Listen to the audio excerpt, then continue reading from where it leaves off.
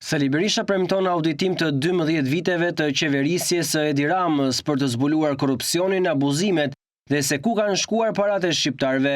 Gjatë një bashkëbisedimi me qytetarët në rrjetin social Facebook, ai zotohet se këto para do a marr hajdutëve me pushtet për t'u kthyer qytetarëve. Do bëhet një bilanc i përgjithshëm, një audit i përgjithshëm i vjedhjeve 12 vjeçare në mënyrë që të gjenden fondet ku kanë shkuar, tu rikthehen paratë shqiptarëve, por që dhe shkurat mos mund të përsëritet më. Shefi i Selis Blu sfidoi kryeministrin Edi Rama për një debat televiziv. Sipas tij është kreu socialist që se pranon një përballje të tillë, e cila do i shërbente transparencës.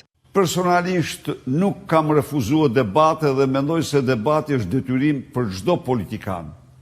Është detyrim para publikut që të ndjek, para publikut që të voton dhe nuk do të kesh frikë nga transparenca. Debati është mjet transparence. Kryedemokrati akuzoi Belinda Ballukun se ka abuzuar me energjinë elektrike me qëllim vjedhjen e parave të shqiptarëve. Lubi Balluku zbraste digat dhe ja ushqiste sekserve të saj energjinë me një çmim qesharak.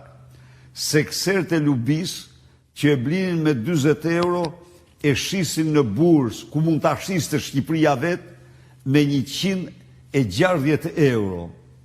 120 euro i ndanin me Lubin dhe mafjen e energjisë. Berisha tha se minimumi jetik është një premtim që do të mbahet. Sa i takon çmimit të naftës, kryedemokrati tha se çmimi do të shkojë në nivelin e vendeve të rajonit. Ai shtoi se çdo tokë e grabitur në jug të vendit nga oligarkët dhe socialistët do u merret mbrapsht. Do mirret çdo tokë. 10.000 metër katror ka marrë ish ministrja Olsa Xhashka, ministra grabitqare, dhe kur unë e denoncoja në parlament, ajo mashtron të thoshte e ka tokë të familjarëve të vetë, ajo s'kishte as një metër tokë aty. Pra, është të vërtet ajo që thoni ju, tokat e bregut i grabiti dhe po i plaçkit mafja, ne do janë nxjerrim nga kthetrat mafjes dhe t'ja u kthejmë banorëve të vetë. Teksa ju përgjigj pyetjeve të qytetarëve, ai tha se Rama ka uzurpuar Bashkinë e Tiranës kundër ligjit dhe kushtetutës.